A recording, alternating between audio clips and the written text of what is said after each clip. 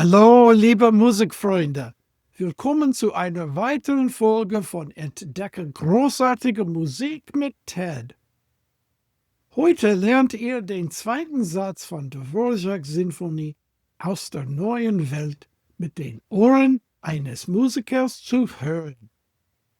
Lass uns die Musik erkunden. Vielleicht ist euch die Hauptmelodie unter dem Titel Going Home bekannt.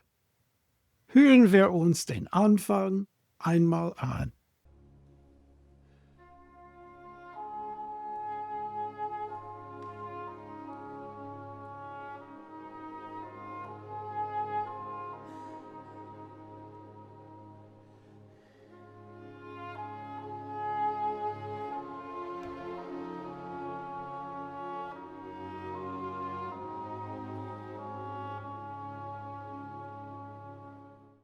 Das Instrument, das die Melodie spielt, ist ein Englischhorn, das übrigens weder Englisch noch ein Horn ist.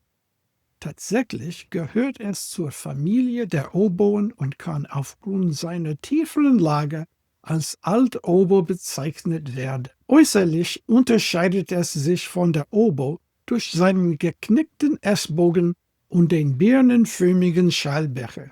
Es erzeugt einen ganz besonderen weichen Klang.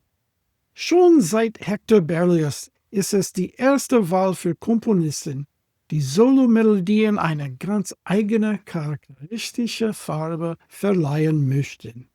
Später, wenn die Wiederholung von Going Home endet, wird das Eröffnungsmotiv von gedämpften Hörnern übernommen. In diesem Beispiel könnt ihr sehen, wie der Dämpfer direkt in den Schallbecher des ersten Hornisten eingesetzt ist.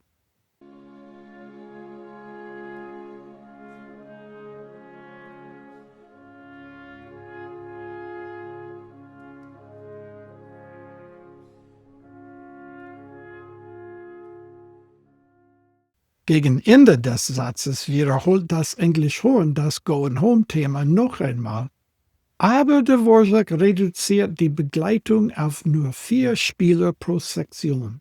In diesem Bild sehen wir zwar nur die ersten Violinen, aber wir können erkennen, dass tatsächlich nur 4 Mitglieder der Gruppe spielen. Bei der mittleren Phrase setzt das Englischhorn aus und das Thema wird mit nur noch 2 Musikern pro Sektion fortgeführt. Achtet darauf, wie die Melodie langsam dahinschwindet und innehält. Fast so, als ob man langsam einschläft.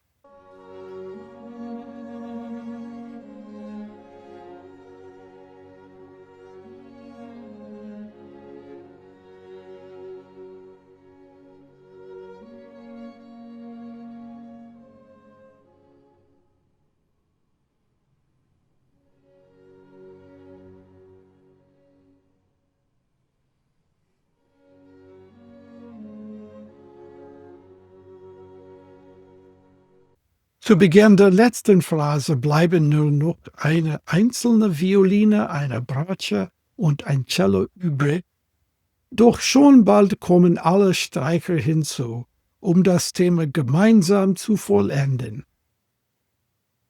Nun kehren wir zum Anfang des Satzes zurück, der mit diesem ergreifenden Choral der Blechbläser beginnt.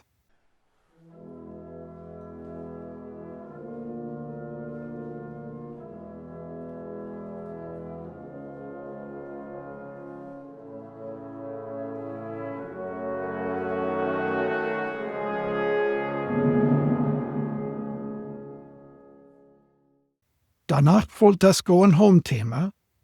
Sobald dieses endet, wiederholen die Holzbläser den Choral, diesmal in ihrer höchsten Registerlage. Der Satz schließt schließlich mit einer Rückkehr des Chorals, gespielt von den tiefen Blechbläsern. Werfen wir nun einen Blick auf den Aufbau des Satzes, einige markante Themen und eine kleine Überraschung.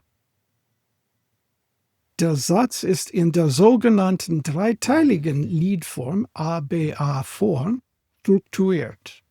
Vereinfacht gesagt bedeutet das: Hier ist etwas Bekanntes, dann kommt etwas anderes und schließlich kehrt das erste Thema wieder zurück. Konzentrieren wir uns nun auf den mittleren B-Teil. Dieser ist in sich zweiteilig AB aufgebaut, wobei sich die Teile wiederholen. Wir erhalten also eine AB-Struktur. Das Thema des A-Teils nenne ich das klagende Thema. Es wird zuerst von Flöte und Oboe gespielt.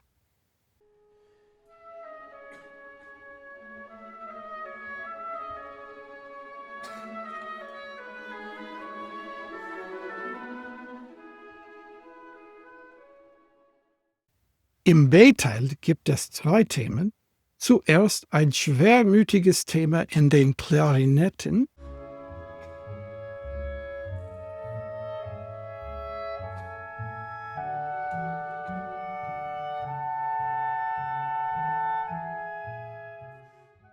Und dann das hoffnungsvolle Thema in den Flöten und Oboen.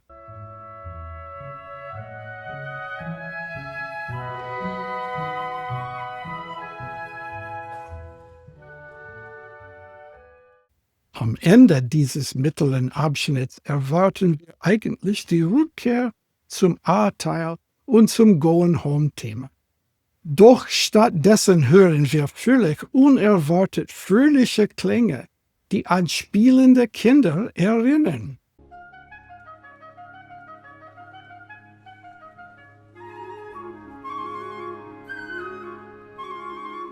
Darauf folgt eine großartige Passage, in der Dvorak 3 verschiedene Themen miteinander kombiniert.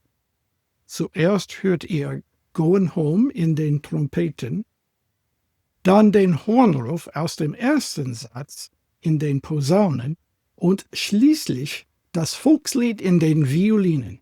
Hören wir mal rein.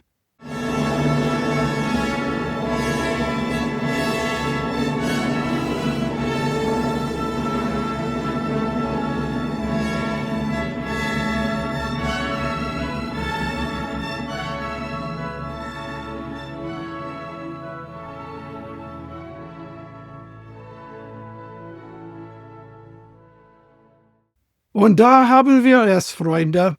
Wir haben gelernt, den zweiten Satz von Dvorak Sinfonie aus der neuen Welt wie ein Musiker zu hören.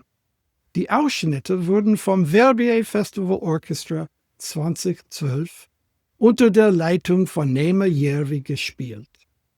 Den Link zur vollständigen Aufführung findet ihr in der Beschreibung. Wie immer freue ich mich riesig, von euch zu hören. Schreibt mir eure Gedanken und Fragen gern in die Kommentare. Wenn euch das Video gefallen hat, lasst doch ein Like da und abonniert den Kanal. Vielen Dank fürs Zuschauen. Bis zum nächsten Mal. Tschüss.